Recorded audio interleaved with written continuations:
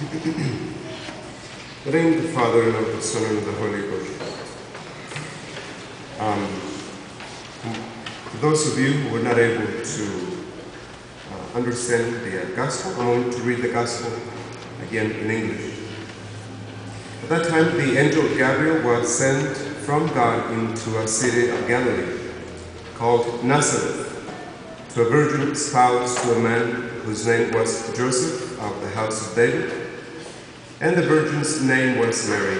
And the angel, being come in, said unto her, Hail, full of grace, the Lord is with thee.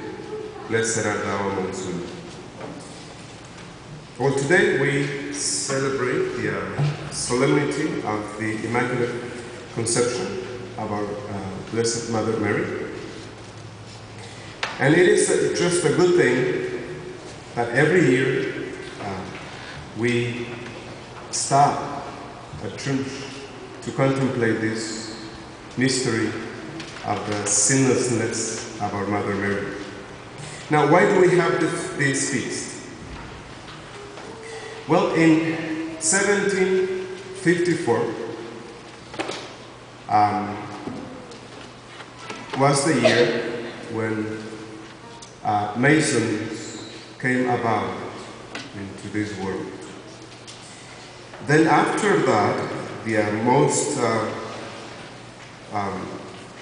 devastating event that has taken place in the last 3 centuries is the French Revolution.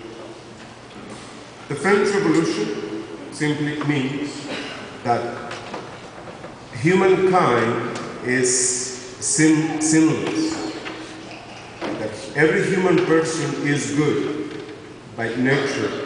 So that means that we don't need God.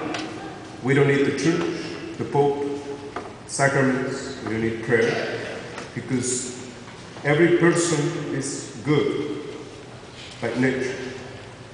So in 1854, Pope Pius IX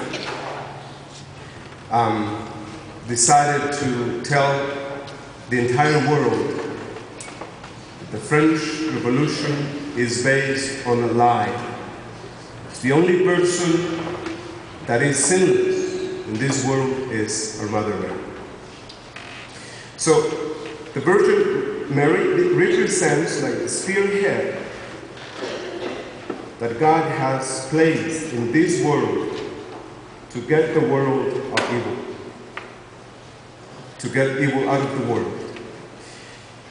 Then by 1917,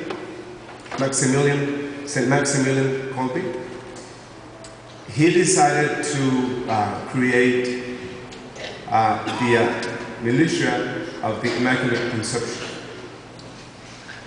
to begin this attack against Freemasonry.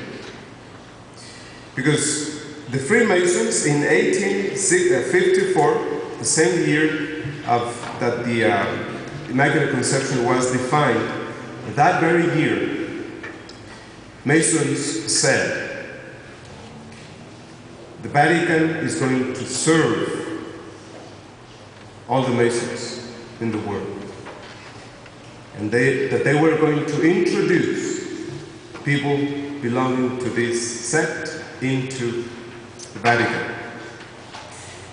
And they came in. Certainly, by the 1930s, we had more than 1,000 bishops and cardinals belonging to Masons.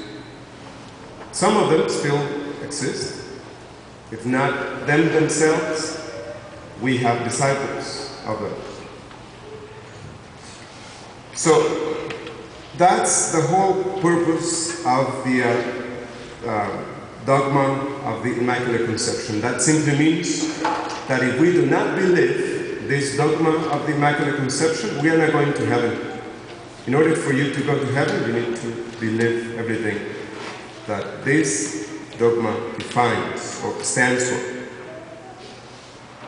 So as we contemplate the Blessed Virgin Mary today, one thing that comes to our reflection is that union with God is what we seek, what every single heart in this world longs for. So we have this, no matter where we go or what we do, no matter how many things we possess, how much money we have, we are always going to experience this emptiness that nothing can fill it up. So we need to simply today think about what is it that we need in order to accomplish this union with God. Well, the first thing we need to do is to persevere in grace, as she did from the very instant of her conception. There are three things that we need to do to persevere in grace. The first one is that we need to stay away from people who do not love God. See? That's the thing. Because besides the Catholic Church, most people nowadays are influenced without them knowing it.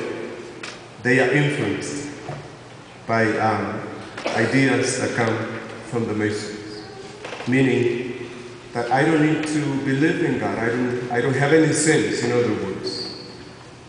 See? And that illness is very contagious. Once you relate to people who do not go to church, then you get it. Second thing we need to do is to work every day, meaning fulfilling God's will in our state in life. Because idleness will always be the source of every evil. So we all know that we have a vocation to fulfill. And we accomplish that every day, in everything that we do. The third thing is prayer. That's what our Mother Mary always did. And since we are constantly attacked by our three enemies of our salvation, which is the world, the devil, and the flesh, we cannot defend ourselves without prayer. See? So that simply means that there is no salvation without prayer. So this is what we do if we want to imitate our Mother Mary. Because we know that we live too much in the exterior.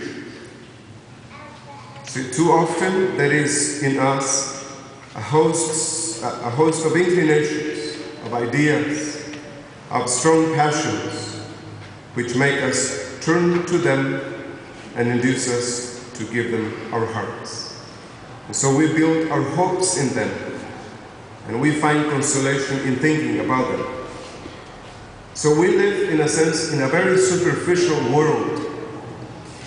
And so it is essential that we keep turning to our Mother Mary. And simply by contemplating her life, we should be able to live better, And so we have a call from God to do our part in fighting against evil and evil ideas, not only in the church, but outside the church. So today, as the church offers for our contemplation the Immaculate Virgin Mary, let us ask of her this grace, that with her guiding us, with her protection, with her example, we might be able to overcome this world.